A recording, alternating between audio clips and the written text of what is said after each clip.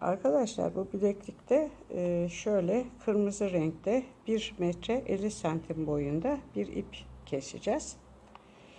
Ayrıca şöyle 2 tane ip keseceğiz. 70 santim olacak bunun boyu yaklaşık. Ama 2 farklı renkte keseceğiz bunu. Şimdi bunların uç kısımlarını şu şekilde yaktım. Şimdi bunu da yakarak birleştireceğim. Şöyle ve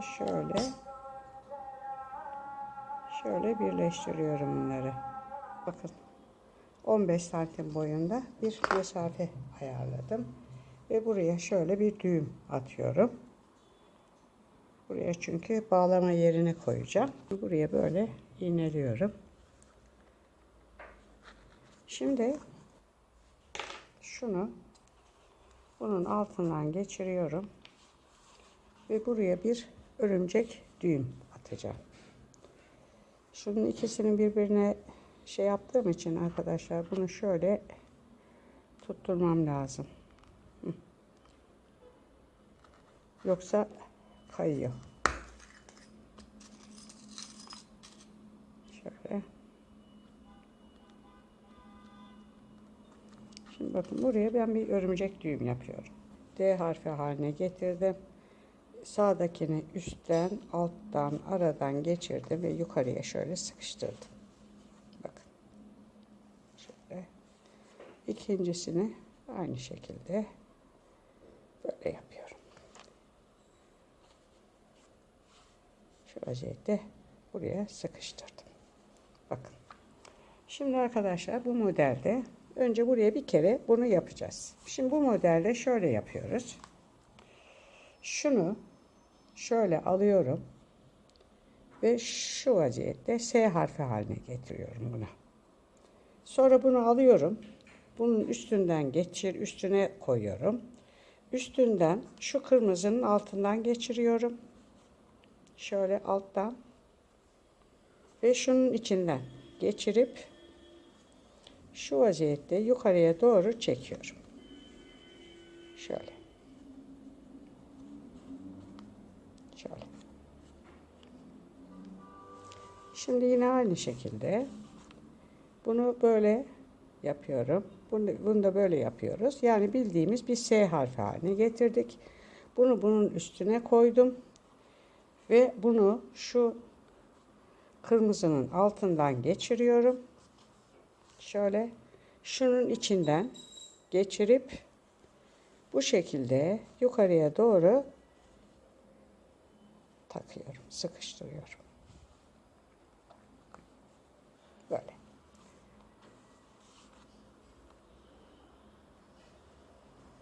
Şöyle yapıyoruz.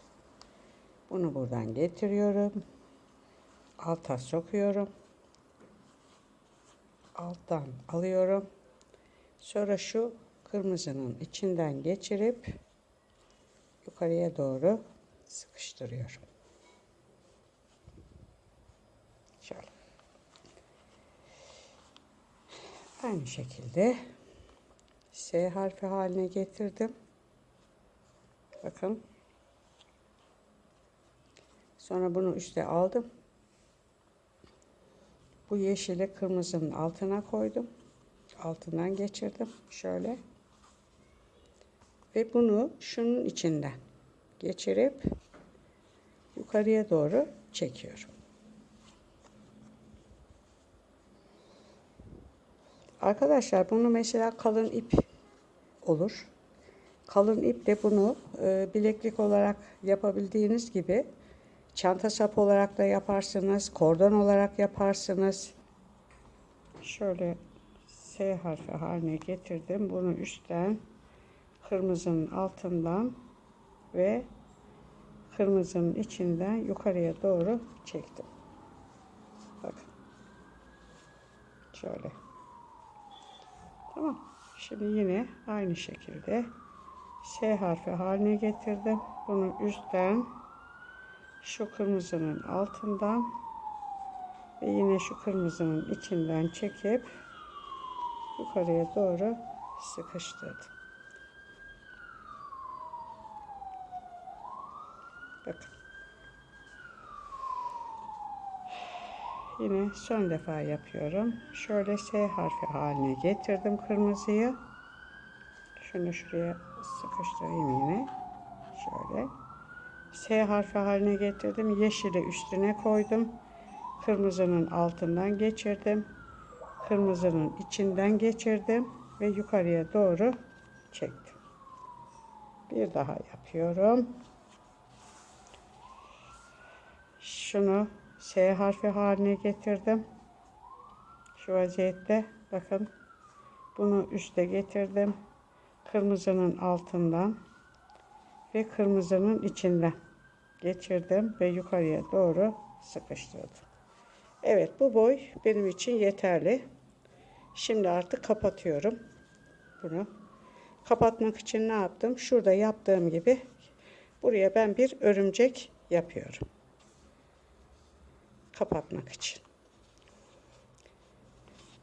Şöyle yaptım örümceğimi yapmak için. Sol elimdekini D harfi haline getirdim. Sağdakini üstten, alttan, aradan geçirdim ve yukarıya sıkıştırdım. Şöyle. Bu sefer ne yaptım? Sağ elimdekini bu şekilde tuttum. Soldakini üstten, alttan, aradan geçirdim ve şuraya şu vaziyette sıkıştırdım. Evet. Ve bilekliğim bitmiş oldu. Şimdi bilekliğin kapanma işini yapacağız. Şimdi şu fazlalığı kestim. Onu şuraya şöyle yapıştırıyorum. Şimdi şunu da keseyim. Bu taraftakini.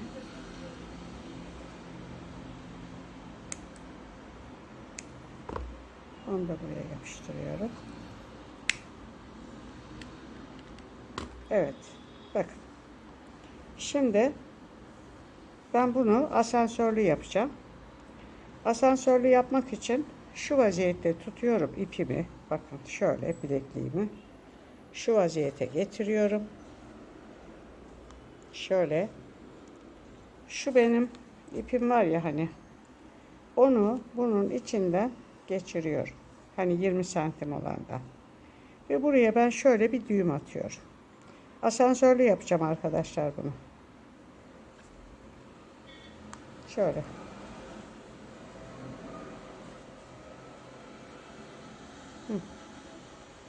Şöyle bir düğüm attım. Şimdi bildiğimiz buraya kare düğüm atıyoruz. Bunu böyle D harfi haline getiriyorum. Sağdakini üstten, alttan, şöyle aradan geçiriyorum ve şuraya sıkıştırıyorum. Şöyle. Bakın bu ip bunun içinde oynayacak, gidip gelecek. Asansör dediğimiz şey bu. Şimdi şöyle tutuyorum. D harfi haline getirdim. Sağdakini, soldakini üstten, alttan, aradan geçirdim. Şu aradan şöyle çıkardım. Bakın. Şöyle. Gördünüz mü? Şimdi tekrar yapıyorum. Bu sefer şunu şöyle tutuyorum.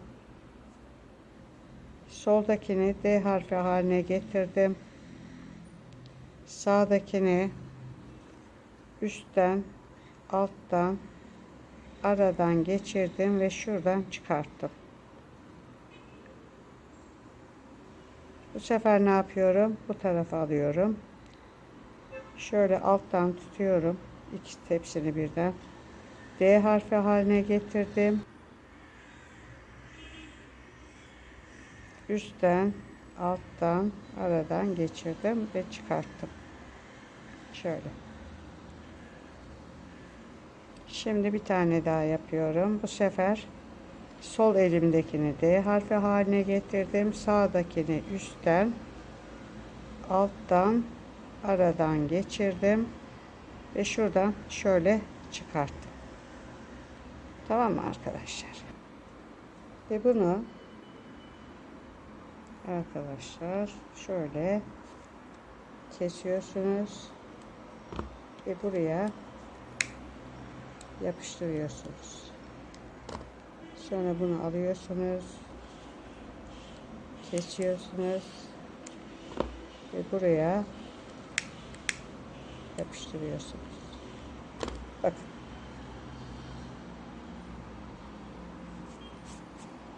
Evet arkadaşlar, gördüğünüz gibi asansörlü ucu yaptım. Bilekliğim burada sona erdi.